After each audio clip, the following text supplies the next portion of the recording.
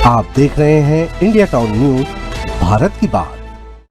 सरकार ने नगर निगम, नगर पंचायत और अन्य स्थानीय निकायों के चुनाव को लेकर एक नया आदेश यानी अध्यादेश जारी किया है।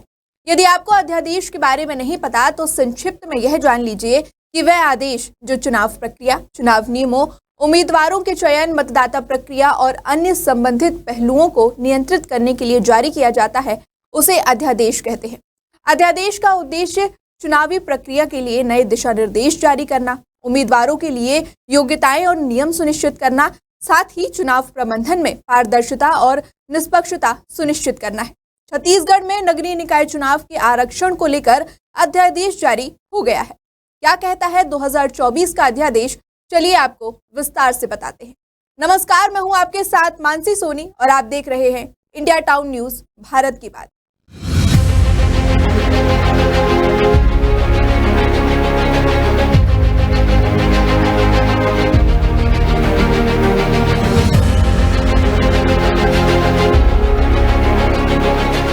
सरकार द्वारा नगरीय निकाय चुनाव के लिए जारी इस अध्यादेश में यह साफ कर दिया गया है कि ओबीसी वर्ग के आरक्षण की अधिकतम सीमा बढ़कर 50% कर दी गई है।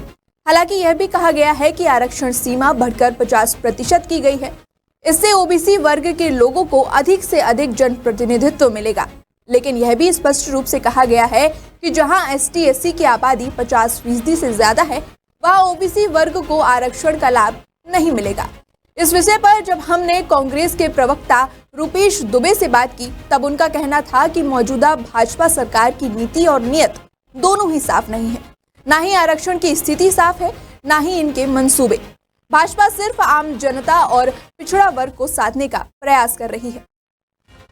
उनकी नीति और नीयत दोनों साफ नहीं है। जिस प्रकार से आरक्षण का नियमावली उन्होंने बनाया है, अभी तक स्थिति स्पष्ट नहीं है कि ओबीसी को 50% आरक्षण किस प्रकार से मिलेगा। महिलाओं को आरक्षण देने की बात करते हैं।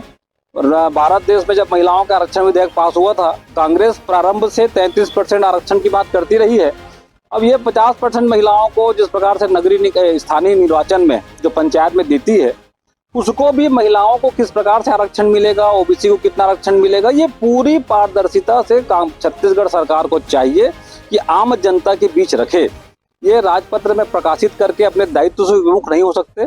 इनको नगरीय निकाय में आम जनता के लिए एक विशेष सम्मेलन बुलाना चाहिए, आम जनता की राय लेनी चाहिए, उसके बाद निर्णय लेना चाहिए। कांग्रेस के प्रवक्ता रुपेश दुबे का साफ तौर पर कहना है कि भाजपा सिर्फ जनता को गुमराह करने का काम कर रही है। वहीं दूसरी तरफ भाजपा के नेता प्रतिपक्ष किशन यदू का कहना है कि भाजपा की पहचान ही विकास है और भाजपा हमेशा से ही मोदी की गारंटी पर चलती है। कांग्रेस सरकार भ्रष्टाचार का दौर था, लेकिन सीधी जनता द्वारा महापौर का चुनाव करना मतलब जनता को अपने राजा चुनने का सीधा हक देना। पूरे छत्तीसगढ़ में उत्साह का वातावरण है नगरीय निकाय चुनाव को लेकर के, क्योंकि विष्णुदेव सरकार ने फिर से जनता के हाथ में अपने महापौर और नगर पालिका, नगर पंचायत अध्यक्ष के चुनाव करने का अधिकार दिया। आपने देखे होंगे पिछले 5 साल पहले होता था, लेकिन 5 साल जब भूपेश बघेल जी मुख्यमंत्री बने, उन्होंने जनता से अधिकार छीन लिए कि वो अपना महापौर चुन सके। तो जैसे मैं राजनांदगांव के परिप्रेक्ष्य में बोलूंगा, तो राजनांदगांव में 51 वार्ड है।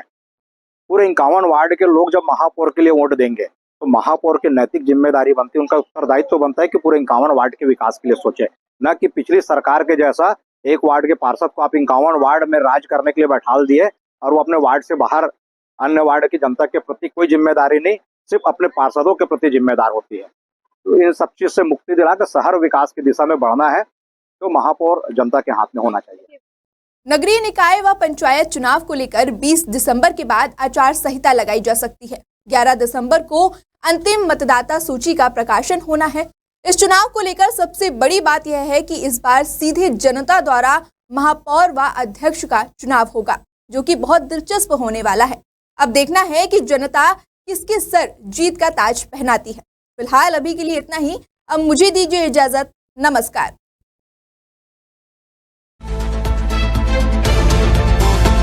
आप देख रहे हैं इंडिया टाउन न्यूज, भारत की बात।